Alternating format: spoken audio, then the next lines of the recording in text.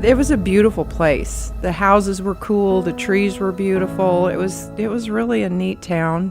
It's good to think about those things from before and remember what it used to be like. And you didn't know what you were missing until it was gone. How many people have a chance to rebuild a town? It's kind of like being a pioneer.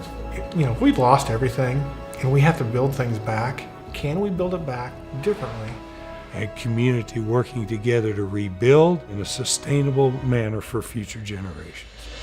The willingness for these people that wanted to stay and rebuild and call this home again is the most powerful thing that Greensburg has ever seen. We all invested our life savings back to rebuilding this community.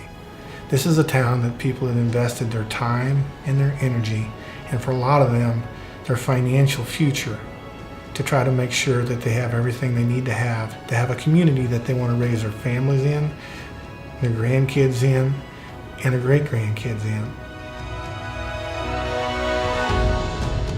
They just issued a tornado emergency. If you're not undercover, you're going to die. My head was just imploding. It was when it hit, and it picked him up and threw him across the room. Shock, because all the whole town was gone. It was just, everything was just destroyed. Everywhere you looked and everywhere we went, it was just total destruction. Challenges undertaken for the greater good bind people together. And I think that typifies the community.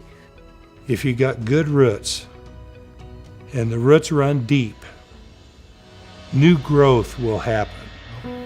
Because they've done something that very few communities can ever do, and that is take an entire community that's decimated and rebuild it and rebuild it better.